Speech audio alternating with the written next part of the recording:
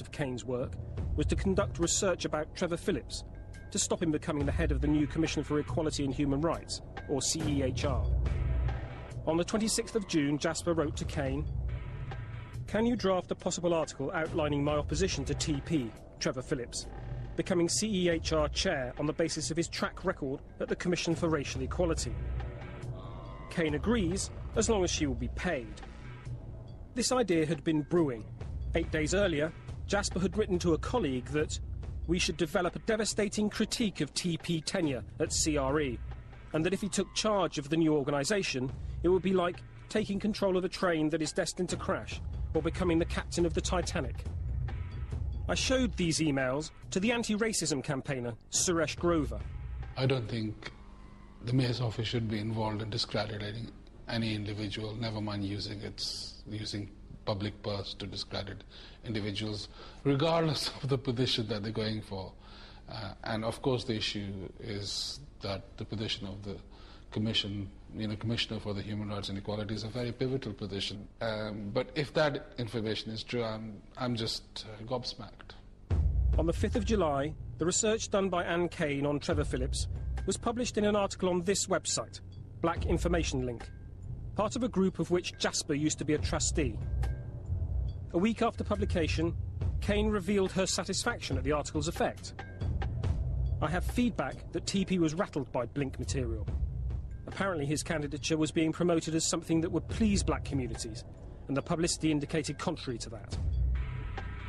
Dame Judith Mayhew Jonas, formerly an advisor to Ken Livingstone and previously head of the Corporation of London, has also worked closely with Trevor Phillips. Well, I sat on the Equality Review set up by Tony Blair when he was Prime Minister with Trevor Phillips.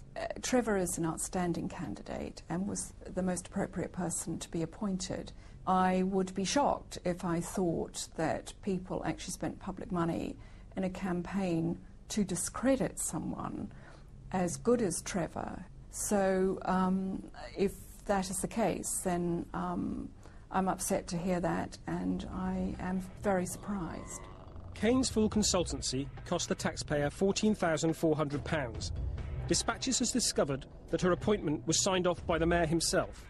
This was done retrospectively, waiving the usual code of practice for employing GLA staff. What should the mayor do in this kind of circumstance? After all, it's his name that's there signing off the employment of this individual to do this work. Well, if he knew exactly what the work entailed, then I think he possibly owes Trevor an apology. As Director of Equalities and Policing for the Mayor, Lee Jasper is paid £121,360 a year. Both Jasper and Anne Kane deny that their work was intended to discredit Trevor Phillips. Jasper also states that he was exonerated by an internal GLA investigation into the matter, which also accepted that the Mayor's retrospective appointment followed correct procedure. It is the presidential design of the Mayor's office that affords him the extraordinary power of retrospective appointment. Undermining opposition is all part of the Mayor's presidential style of government. Just like a president, the Mayor has been setting up embassies across the world. The Brussels embassy costs £415,000 a year. Chinese embassies, £350,000 a year. And in India, the bill is over £200,000. Shot one, take 4. The globe-trotting mayor and his staff have visited 17 cities across the world, and the mayor himself has visited 11 countries since he was elected, exporting his own idiosyncratic brand of diplomacy. Here's his unique take on the Tiananmen Square massacre. In the same way that Trafalgar Square's had an interesting history and past, not always a peaceful one, is a very clear parallel. In April 2006, the mayor led a delegation of 77 people to China. The flights and accommodation alone cost £145,000. His recent trip to India, with an entourage of 84 people, including the pop star Mylene Klaas, cost the taxpayer £740,000. The mayor says these trips are necessary to drum up business for London. People may think, oh, does showing a mock-up of Big Ben have any impact? But it'll be on every news channel in India tonight, reaching over 1 billion people. Even if this is the case, it seems difficult to justify some of the expenses involved. Dispatches has obtained full hotel bills for the Mayor's China trip. Livingston spent £605.91 on room service. Also, on this approval form for the Mayor's credit card, there seems to be some confusion over what this £594 was spent on. I think it's really important that people who do this on behalf of government or local government are prudent in the way they travel and can justify their expenses. There is absolutely no point in wasting money in this way, because it is the most obvious thing to be scrutinised. The Mayor's argument for fostering trade relations with India and China is a simple one. These are the two fastest growing economies in the world.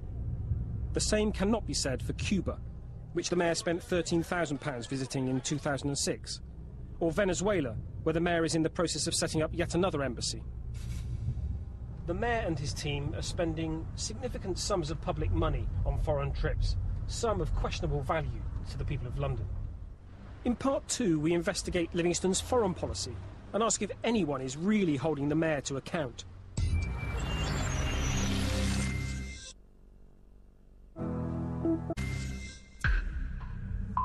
In part 1, we saw how Ken Livingstone and his advisers have been using the office of Mayor to attack opponents and create an international presence overseas independent of national government. These links with other nations have also led the Mayor into some rather strange deals, which he says are beneficial to London. It is not that socialism failed. It is that socialism hasn't yet come. And we salute one of those people, and I invite him to address you, who is leading the struggle to build that socialism here in our 21st century. Please welcome the President of Venezuela, Hugo Chavez. I love you. On a recent visit to London, Hugo Chavez agreed a deal with Livingstone to provide London with £15 million to subsidise the fuel for its buses. In return, the Mayor's office would provide transport advice to Venezuela. For Venezuela, their oil is cheap. For us, our expertise we've accumulated over a century is cheap. We're exchanging things which are cheap to each of us, but vital to the other. The Mayor has sold the deal as a win-win situation for Caracas and London, but a closer look at the contract reveals that its benefits are questionable. The Tory MP Alan Duncan has worked for many years in the oil industry. The deal baffles him.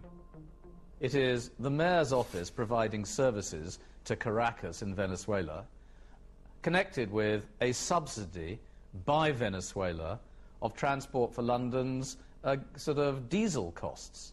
Now, the effect of it is that actually you have got one of the poorest countries in the world subsidising one of the richest capitals in the world. I think this is immoral. Venezuelan critics of Chavez are unconvinced that the deal is in the best interests of their country. As a Venezuelan, I can assure you there are other priorities. You need to help the poor, those that are living under $2 a day or under £1 a day. We need to send those people food. We need to aid them to gain education, to improve their health conditions, and then think about roads. Despite being a fellow socialist, the president of Chile is reported to have turned down a similar deal with Chavez because she told him it was bad for his own people. Livingstone has no such scruples. This leaked memo shows what the Venezuelan government really expected to get from the deal. The hope was to promote the Chavez regime on the side of London buses, as well as getting transport advice. That's London buses promoting a government with links to Iran and cocaine smuggling guerrillas, and accused of human rights abuses by Amnesty International. Doing deals like this was not what the man who set up the Mayor's office as Minister for London had in mind. I'm not quite sure why Mayor Livingstone